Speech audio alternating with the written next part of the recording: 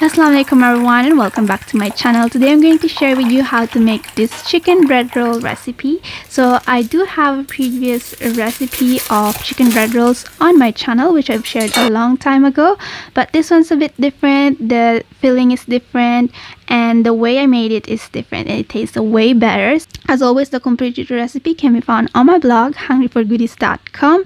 And before I start this recipe, make sure to follow me on Instagram where I share a lot of pictures, videos, and stories. And yeah guys, I don't want to make this video any longer, so let's get started.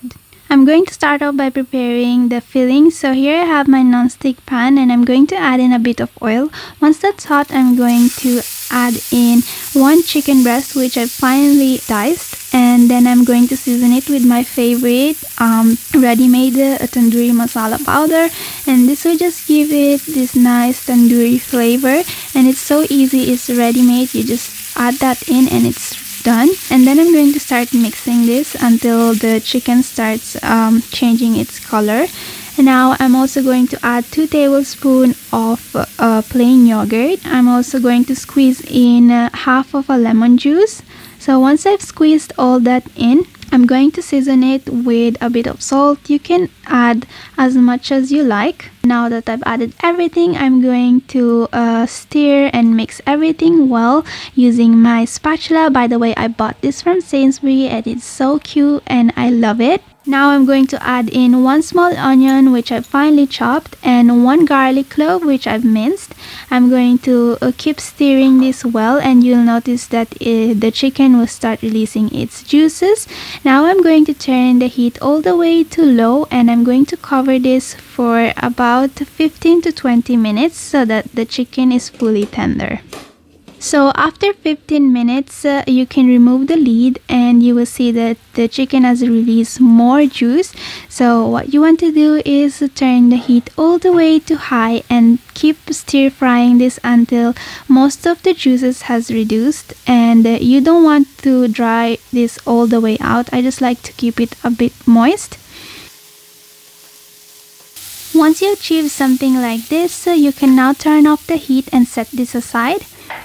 Meanwhile, here I have 3 medium-sized potato which I've boiled and mashed, and what I'm doing here is I'm placing this in a large mixing bowl, and then I'm going to season it with a teaspoon of crushed dried coriander seeds. Then I'm adding in some cumin powder, some paprika powder, some red chili flakes, and salt to taste. I'm now mixing everything well. Once that's all mixed, I'm going to add in the tandoori chicken that I have prepared earlier, and I'm going to mix everything well again. So once you have mixed everything well, this is the stuffing done. It's a mix of tandoori chicken with the spiced mashed potato, and it's the best. It's so good. I promise you, you won't regret making this. So now it's time to prepare the bread rolls. So here I have some toast, and what I'm doing is I'm removing, the brown sides of the bread, and what I'm doing is I'm cutting it with a sharp knife. And once I've done that, I am going to start stuffing each bread. So working 1 bread slice at a time, I am dipping it first into some water, and this will help the bread to mold easily. And once you fry this, it won't turn out hard, but it's just like crispy but fluffy inside, and that's what you want. So once I've done that, I'm going to stuff my slice of bread with some stuffing. I'm going to add about 1 tablespoon of this tandoori chicken and potato mixture. Now you want to wrap the bread over the stuffing, and with your hands mold it into like a sausage shape. After that, I am dipping it in some beaten egg and then into my breadcrumbs. And you want to repeat this for the rest of the bread slice until you finish all the stuffing. Once you've done that and you prepared all your bread rolls, you can either fry this straight away or store this in the freezer.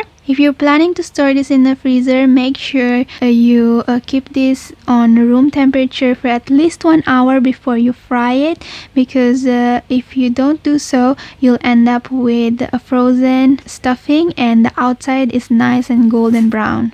You can deep fry this on hot oil over medium-low heat for about 5 to 6 minutes or until it's nice and golden brown.